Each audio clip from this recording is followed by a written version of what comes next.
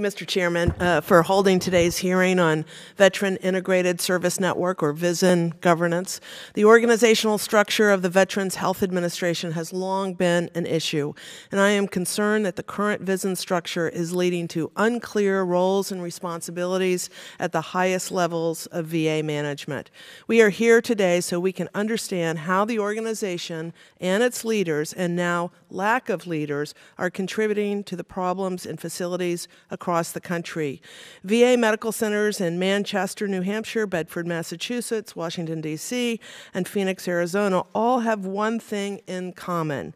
In every case, VISN and VA central office leaders were aware of infrastructure, care, quality, and patient safety concerns, but did not take the appropriate actions until the IG or whistleblowers uncovered these issues.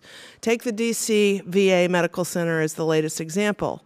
The medical center, VISN, and central office leadership ignored at least 7 reports that, if considered, could have prevented nearly every issue that was identified during the IG's 2017 investigation.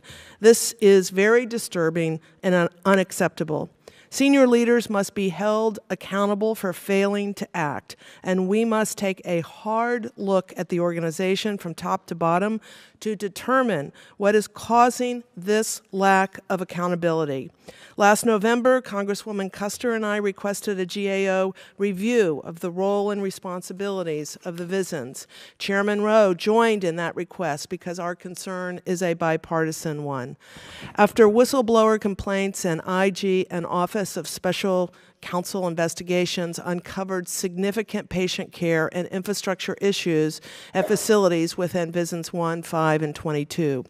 Former Secretary Shulkin announced that he planned to task Dr. Brian Gamble, here with us today, with overseeing a significant restructuring effort involving those VISNs. However, we lack an understanding of what this receivership or restructuring effort entails and seek to understand what this announcement actually means. We would like you to clear that up for us today. It is our understanding that Dr. Gamble will not, in fact, be leading a restructuring of these 3 VISNs, but would instead provide us a report in June, or perhaps it's July. We are tired of receiving reports. We are tired of inaction. And as I mentioned before, there were 7 reports on the DC VA Medical Center. Senior leaders in VISN 1 and at VA Central Office also received reports on the Manchester VA Medical Center, but did nothing until it became a national headline. If this restructuring is simply a report, then we must ask who will be responsible for leading VISNs 1, 5, and 22 now that they are leaderless. And we must ask when key senior leaders' positions will be filled at the VA Central Office. We must also ask which leaders are contributing to what the Inspector General describes in his testimony as culture of complacency and futility at VA medical centers, where dedicated and hard-working staff believe their leaders will do nothing to address problems, where leaders will not address provider concerns, and where staff must just make do with few resources and a disorganized and unaccountable organization. These leaders should be held accountable for failing to take action. These leaders should also be accountable for misleading Congress and the press.